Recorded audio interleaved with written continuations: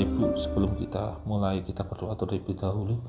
Terima kasih Tuhan, hari ini kami akan mendengarkan firman-Mu. Tuhan berkati kami, buka pendengaran kami, hati kami, sehingga kami diperbaharui melalui pengertian firman-Mu. Berkati kami Tuhan, dan kami akan mulai hanya dalam nama Tuhan Yesus kami berdoa. Haleluya, amin. Selamat sore Bapak Ibu semua. Hari ini dalam KPA di hari Rabu kita akan bicara tentang satu hal, yaitu doa tanpa perantara. Doa tanpa perantara ini menjadi satu kegelisahan saya sama ini, karena saya masih melihat dan masih menemukan banyak orang lebih mempercayai ketika berdoa menggunakan media perantara. Kekristenan tidak mengenal perantara. Kekristenan tidak mengenal media untuk berdoa. Kekristenan tidak mengenal satu sekat antara Tuhannya, pencipta, dengan manusia yang diciptakannya. Kekristenan itu bicara tentang hubungan intim, inklusif antara manusia dengan Tuhan, dengan orang yang berdoa, dengan orang yang memohon doa kepada Tuhan. Dia bukan sekedar berdoa lalu menggunakan media atau menggunakan apapun untuk bertemu dengan penciptanya. Bapak Ibu, seringkali dalam agama lain kalau kita melihat orang menggunakan banyak media atau perantara untuk berdoa. Contohnya media adalah dia menggunakan penggambaran dewa atau Tuhan yang mereka sembah dengan melalui patung, memberikan sesaji di atasnya, taburan bunga, menggunakan dupa, lalu mereka berdoa. Setiap hari mereka perbarui patung itu, mereka sucikan patung itu. Nah, sampai satu waktu ketika patung itu tidak ada, mereka akan mencari, karena mereka tidak bisa berdoa tanpa media tersebut. Lalu ada juga lagi media yang berbentuk tata cara ibadah, harus menggunakan ini untuk berdoa, lalu dia berdoa ada gerakannya segala macam. Ada media-medianya. Ada juga yang berdoa memakai media perantara seperti tolong sampaikan kepada. Wah, itu hal yang bagi saya tidak alkitabiah. Karena firman Tuhan tidak menggambarkan, tidak menyatakan bahwa ketika berdoa menggunakan media.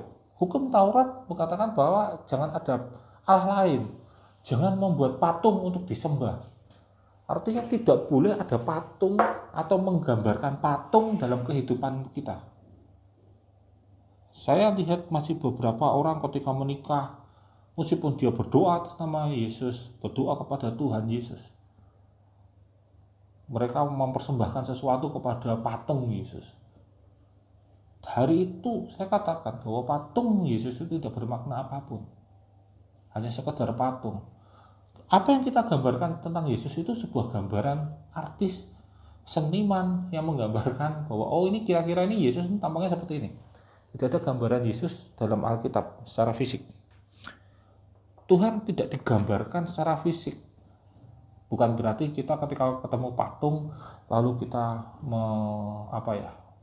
mendiskreditkan patung tersebut, kita merusak patung tersebut. Tidak. Patung hanya sekedar patung. Orang Israel pada zaman sebelum Yesus lahir, ketika dia berdoa, mereka memohon sesuatu, mereka melalui perantara, yaitu imam. Imam itu melakukan dua hal. Yang pertama, dia menjadi perantara masuk dalam kemah suci, berdoa di depan tabut Allah, masuk di bait Allah, mempersembahkan persembahan korban bakaran, lalu mereka masuk dalam kemah itu berdoa untuk menyampaikan apa yang dijadikan doa untuk umatnya. Lalu hal yang kedua adalah ketika dia keluar dari kemah tersebut, dia membawa hak istimewa dari Allah untuk menjadi penjawab doa tersebut. Dia akan memberikan jawaban berdasarkan apa yang Tuhan telah berikan atas pertanyaan atau atas doa yang diminta oleh bangsa Israel. Bapak Ibu, Alkitab sekarang dalam perjanjian baru, ketika Yesus mati dari kayu salib, tabir Allah itu, tabir bait suci itu terbuka. tabir bait Allah ini bicara tentang bagaimana kehidupan manusia dengan penciptanya itu ada sekat yang jelas, penutup yang jelas, sehingga eh, yang sekat itu membuat hubungan manusia dengan penciptanya itu terbatas, dibatasi, ada batas yang jelas. Nah, ketika kita mau berubah, kita mau menjadi seorang Kristen yang menerima firman Tuhan, kita itu bukan lagi manusia yang berdosa. Kita bukan lagi manusia yang hanya menerima, yang saya katakan menerima apapun yang dibilang oleh perantara. Tapi kita adalah manusia yang memiliki hubungan yang intim dengan Tuhan. Dalam Roma 8 ayat 14 berkata, semua orang yang dipimpin roh Allah adalah anak Allah. Sebab kamu tidak menerima roh perbudakan yang membuat kamu jadi takut lagi, tetapi kamu telah menerima roh yang menjadikan kamu anak Allah. Oleh roh itu kita berseru, ya Abba, ya Bapa.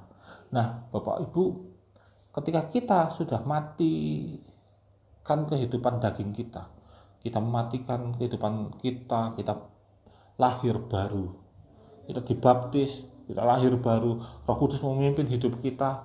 Yang terjadi adalah kehidupan kita bukan lagi hamba dosa, tapi kita hamba kebenaran. Seorang hamba kebenaran, dia memiliki Tuhan yang jelas. Tapi kita tidak berhenti di Tuhan tersebut. Tuhan itu mengangkat kita menjadi anaknya, sehingga kita bisa memanggil Tuhan itu Abba, ya Bapa. Ketika kita menjadi anaknya, kita memiliki hubungan yang erat, hubungan yang jelas, arah komunikasi yang jelas. Seringkali manusia hidup, mereka mencari simbol. Seringkali manusia hidup, mereka mencari perantara. Bukan karena mereka tidak mempercayai atau dia tidak beragama atau dia tidak mempercayai Yesus. Tidak, bukan, tapi karena dia tidak mempercayai imannya. Mereka butuh sesuatu yang dilihat. Tuhan katakan percayalah, berbahagialah orang yang percaya meskipun tidak melihat. Itu. Kenapa? Karena dia tidak perlu membuktikan dulu, dia tidak perlu melihat apapun, tapi dia bisa percaya. Itulah iman. Kita percaya pesawat yang kita naiki itu bisa menerbangkan kita dan bisa menyampaikan kita di tempat yang kita tuju dengan selamat, meskipun kita tidak melihat mesinnya, meskipun kita tidak melihat ketika orang teknisinya itu merancang itu, atau kita tidak melihat lisensi atau sertifikasinya. Kita juga percaya ketika kita makan, makanan itu menjadi makanan yang baik, makanan yang sehat, meskipun kita tidak mengetes apakah ada racun di dalamnya.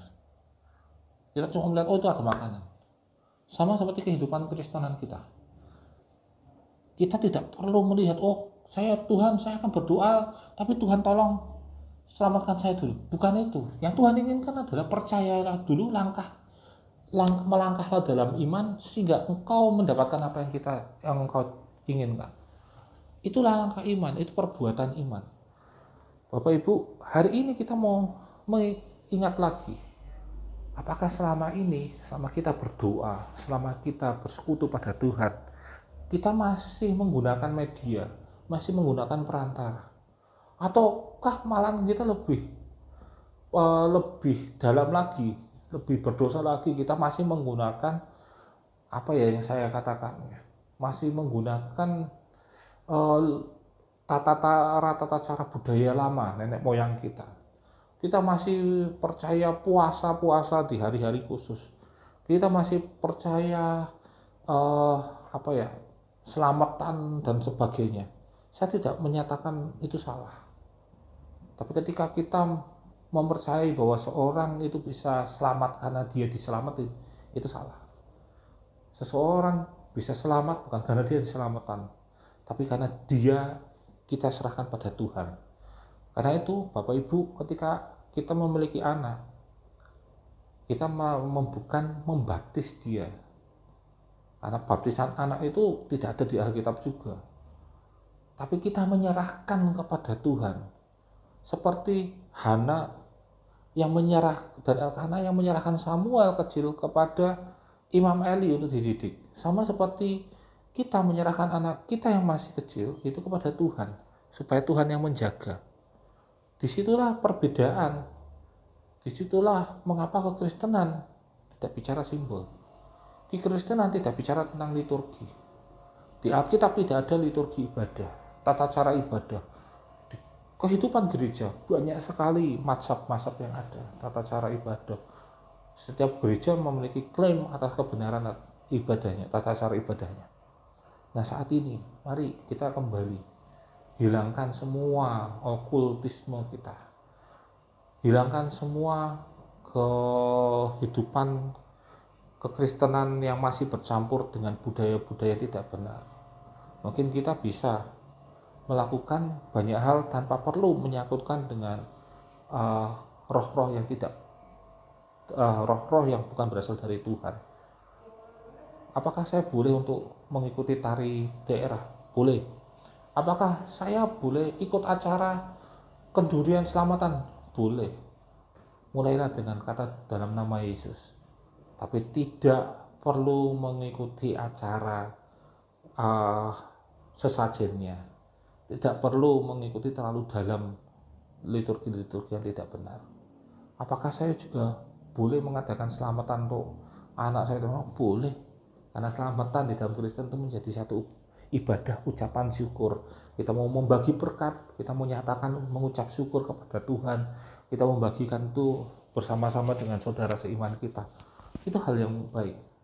Tapi jangan sampai media itu malah menggantikan Yesus dalam kehidupanmu. Jangan sampai media itu merubah imanmu, menggadaikan iman kita, sehingga iman kita bukan kepada Tuhan tapi kepada media perantara tersebut. Karena itu marilah kita berdoa. Yesus mengajarkan tentang doa Bapa kami yang ada di surga, dimuliakanlah namamu. Bapa kami, doa Bapa kami itu bicara tentang bagaimana manusia bisa melakukan doa secara langsung kepada Bapaknya. Karena itu mari Bapak Ibu sore hari ini dalam khotbah yang sederhana ini kita kembali kepada firman Tuhan. Mulai merenungkan firman Tuhan, kita mulai berdoa membangun mezbah dalam kehidupan kita. Saya percaya bahwa dengan membangun mezbah ini Tuhan akan memberkati kehidupan kita.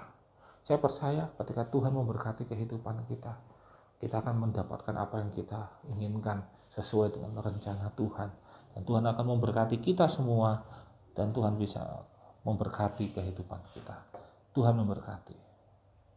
Mari kita berdoa. Terima kasih Tuhan, pada sore hari ini kami sudah mendengarkan firman-Mu. Biar firman-Mu memberkati kami, dan kami bisa kembali kepada Engkau dengan benar. Kami bisa kembali kepada ajaran-Mu dengan benar, sehingga kami bisa hidup benar di hadapan-Mu. Berkati Tuhan, juga sebentar kami tutup ibadah online ini. Tuhan memberkati setiap pekerjaan kami, Tuhan memberkati setiap kehidupan kami, Tuhan memberkati keluarga kami, Tuhan memberkati kesehatan kami. Kami yang sedang mengalami sakit penyakit, Tuhan sembuhkan di dalam nama Yesus. Kami yang sedang menghadapi masalah, Tuhan berikan jalan keluar di dalam nama Yesus. Kami yang sedang menghadapi kesedihan, kami yang menghadapi ketertekanan, Tuhan berikan kelegaan di dalam nama Yesus. Kami percaya Tuhan akan memberkati kami semua, dan Tuhan telah memberkati dan memberikan pertolongan. Kami tutup ibadah ini hanya di dalam tangan-Mu. Di dalam nama Tuhan Yesus kami berdoa. Haleluya. Amin.